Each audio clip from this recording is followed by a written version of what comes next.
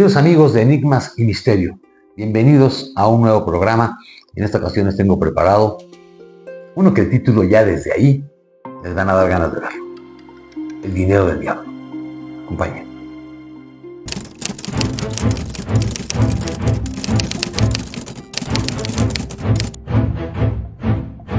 Pues como ya escucharon hace un momento, hoy veremos este interesante episodio de una carta que me envían a través del correo electrónico nuestro amigo Juan Manuel. El dinero del diablo. Así lo hemos titulado. Los invito a que me sigan en las redes sociales, en Instagram, TikTok, Facebook, y me escriban sus historias, por supuesto, a enigmasymisterioradio@gmail.com. En esta ocasión les decía que este correo es algo realmente sorprendente. ¿Cómo pueden suceder cosas en nuestra vida diaria que nos afecten también? ¿Les parece si empezamos con este interesante caso? Estimado Toño, he querido enviarle esta historia porque es una tragedia que me acompaña desde que tenía 11 años. Ahora tengo 61 y en los últimos 30 no recuerdo una sola noche de tranquilidad y de un buen descanso. Como podrá imaginar, mi aspecto físico se ve muy deteriorado. Este relato me lo guardé por muchos años. Después de haberlo contado algunas veces, sin que nadie me creyera, y con el tiempo, llegué a pensar que todo era producto de mi imaginación, hasta que lo volví a ver. Comenzaré por el principio. Como le decía al inicio de este correo, contaba con 11 años de edad. Vivía en una casa que rentaban mis padres, en la colonia Doctores, en la Ciudad de México, en donde habitaba gente de clase media y los niños podíamos salir a jugar a la calle, sin los riesgos de la actualidad. Los vecinos nos conocíamos casi todos y después de comer y hacer la tarea, nos reuníamos en algún lote baldío a jugar al fútbol o a las escondidas. La condición que imponían nuestros padres era que debíamos volver a las 7 de la tarde para bañarnos, preparar los útiles escolares, merendar y dormir temprano. Los días en que podíamos regresar a casa más tarde eran los viernes. El permiso se extendía hasta las 9 de la noche. Y esos eran los días más divertidos, porque después de los juegos nos sentábamos en círculo y con una linterna de mano que colocábamos en la barbilla para tener un aspecto tétrico, comenzábamos a contar historias de terror. En ocasiones no teníamos linterna, ya que se agotaban muy rápido las baterías, y usábamos una vela, o de plano, encendíamos una fogata improvisada. Y aunque los relatos no eran tan terroríficos, el regreso en solitario a casa sí que lo era. Miraba para todas partes y sentía ese clásico escalofrío que llega por la parte posterior de la cabeza y se traduce en miedo, por sentirte perseguido. Al entrar en la casa, encendía todas las luces posibles, con la concebida reprimenda de mi madre, que en gloria esté. Siempre decía: ahorra un poco, aflojando un foco. Y aunque contábamos con todo lo necesario, mi padre recomendaba: si tienes un peso, gasta 50 centavos y ahorra los otros 50. La verdad, yo nunca ahorraba nada. Pero volviendo al relato, una tarde mi mamá me mandó a comprar el pan, no sin antes recomendarme que me fijara para los dos lados al cruzar la calle. Me dio 8 pesos, en monedas de 1, cantidad suficiente para comprar 10 piezas de pan de dulce y 4 bolillos. La distancia a la panadería no iba más allá de 2 cuadras. Salí de la casa con el dinero en la mano y así, pensando en la inmortalidad del cangrejo y desatendiendo la recomendación de mi madre, no me fijé al cruzar y una bicicleta me dio de lleno. El ciclista voló para un lado y yo para el otro. Nos revisamos y aparte del susto no teníamos más que pequeños rasguños por la caída. El hombre aquel me gritaba toda clase de improperios, así que lo más sano fue salir corriendo entre el susto y carcajadas. Llegué a la panadería y ahí fue cuando la risa se volvió llanto. Había perdido el dinero. Regresé cauteloso al lugar del accidente. El otro involucrado ya se había marchado. Busqué por todos lados y nada. Los 8 pesos se habían perdido. Me senté en la banqueta a llorar. No solo perdí el dinero, tampoco había acatado las recomendaciones de mi madre. Ya me imaginaba el regaño y la concebida amenaza. Espérate a que llegue tu padre. El tiempo corría.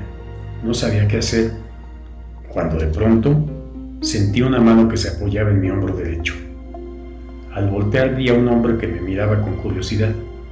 No era del barrio, porque nunca antes lo había visto. La ropa, si así se le puede llamar, solo eran andrajos sucios y malolientes. La barba desaliñada y llena de canas. Hacía juego con el pelo enredado que sobresalía de una gorra de lana. En la mano izquierda noté unas uñas crecidas, sucias y afiladas. Llevaba una vara a manera de bastón. Su mirada era muy profunda. Mantenía una sonrisa extraña que dejaba ver la falta de dientes. Se acercó a mi oído y no pude dejar de percibir un aliento fétido. Me preguntó qué me pasaba.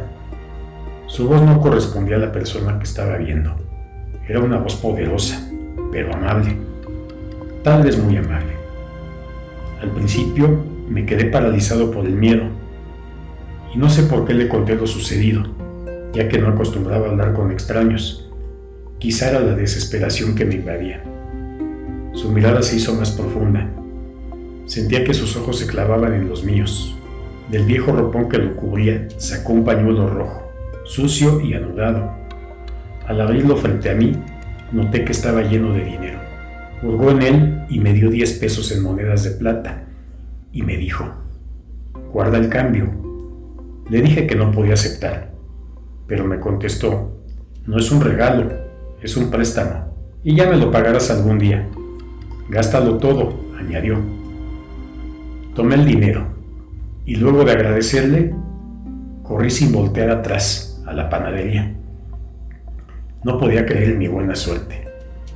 Llegando a casa, dejé el pan en la cocina y subí a esconder los 2 pesos en un agujero del marco de la puerta de mi recámara. Ese era mi escondite secreto. Y como eso, guardé el secreto de mi aventura por un tiempo, hasta que un día, después de algunos años, calculo que tendría unos 23, y estaba en la etapa final de mi carrera de abogado. Tuve un extraño sueño. Me veía en aquella calle donde perdí el dinero de niño y escuché aquella voz, aunque ahora la oía un tanto tétrica, diciéndome: fue solo un préstamo. Fue tan real que me desperté sudando. Ya no pude conciliar el sueño. Después de esa noche, todo volvió a la normalidad. Me dije, solo fue una pesadilla. Ya para graduarme, comencé a salir con una compañera. Nos hicimos novios y tuve la confianza de contarle la historia. Seguro le pareció muy divertida, porque entre risas me preguntó qué había hecho con los 2 pesos que me habían sobrado. Le dije que los gasté en dulces y ahí quedó el asunto. Más tarde, en mi casa recordé el comentario y busqué en el marco de la puerta. Las monedas se encontraban tal y como las había dejado y olvidado por muchos años. Decidí cambiarlas de lugar y guardarlas en mi pequeña caja fuerte, como el recuerdo de algo extraño. Por la noche escuché la voz nuevamente. Me debes 10 pesos de plata. Recuerda, soy tu amigo y fue solo un préstamo. El sobresalto me despertó. Estaba sudando frío. Traté de convencerme que todo se debió a que ese día había contado la historia y eso motivó el extraño sueño. Estaba por cumplir 29 años de edad cuando decidí casarme. No con aquella chica de mi escuela. Me había enamorado de una hermosa mujer a quien le había llevado un caso y a quien también le conté la historia. Siendo un poco más comprensiva, me dio a entender que los niños imaginan cosas. Pero no fue mi imaginación. Yo conservaba los 2 pesos de plata. Como es lógico, mi vida dio un giro de 180 grados. Las responsabilidades aumentaron, lo mismo que el trabajo. Comencé a presionarme para poder sacar a flote lo más pronto posible los asuntos jurídicos de mis clientes. Mi esposa me reprochaba que ya casi no estaba en casa, que ya casi ni hablábamos, así que decidí darme un respiro, y esa noche quedamos de ir a cenar. Pero uno propone y Dios dispone. Lo último que recuerdo es que estaba por salir de mi oficina, cuando un agudo dolor en el pecho me hizo caer al piso. Cuando desperté, me encontraba en el hospital, rodeado de médicos y enfermeras. No sabría decir si estaba alucinando, pero en aquel tumulto pude ver a mi supuesto amigo y escuchar que me decía: ¿me debes dinero?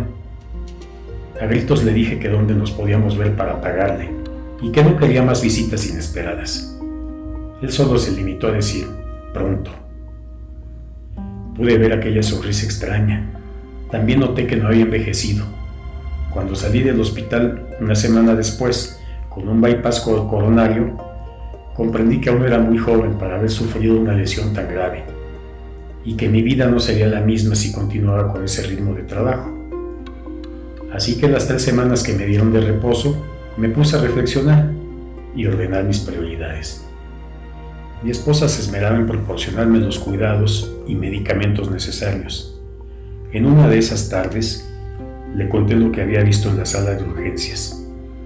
Me miró con cariño y me dijo que seguramente estaba alucinando por el estado en el que me encontraba. Comencé a manera de entretenimiento a acomodar mis cajones y saqué la cajita donde guardaba las monedas de plata. Y para mi sorpresa, se encontraba vacía. Tampoco estaba mi reloj y la medalla de mi primera comunión. Llamé a mi esposa y estaba tan sorprendida como yo, por lo que hurgó en sus cajones. Sus alhajas tampoco estaban. Buscó por todos lados, pero fue inútil. Alguien nos había robado. Y supimos que fue la señora de la limpieza, porque no regresó al trabajo. Esa noche, mientras dormía, el sujeto volvió de nuevo. Esta vez más decidido, me dijo: págame.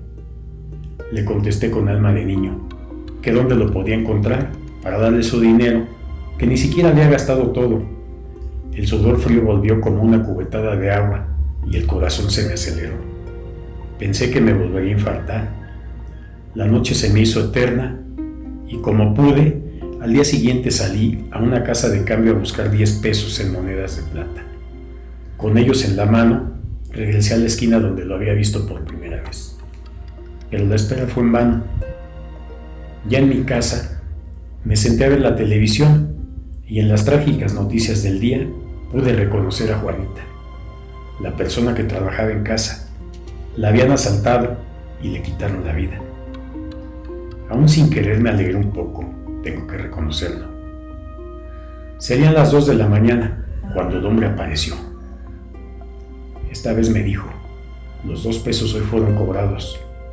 Me armé de valor y le dije que le daría el dinero, que ya lo tenía. Pude ver su boca desdentada, sonriendo maliciosamente. No es dinero lo que quiero. ¿Entonces qué?, le pregunté. Te busco a ti, y sentenció. La próxima vez que nos encontremos, te vas conmigo. Vendré a buscarte a esta hora. Así llevo 30 años, sin poder dormir bien. Tengo miedo de lo que me pueda ocurrir o a dónde me va a llevar. Nunca duermo antes de las 2 de la mañana. Atentamente, Juan Manuel. Bueno, pues esto nos deja mucho que pensar. ¿Qué tan ciertas pueden ser estas historias en donde se materializan objetos, en este caso el dinero, que permaneció en una puerta por muchos años? ¿Qué pasa por la mente de nuestro amigo Juan Manuel y por la suya? Pues ustedes son los mejores jueces, ustedes son los conocedores. Enigmas y Misterios justamente se trata de eso, de reflejar las historias que ustedes me comparten para que estas teorías, estos análisis sean justamente hechos por ustedes, nuestro querido público.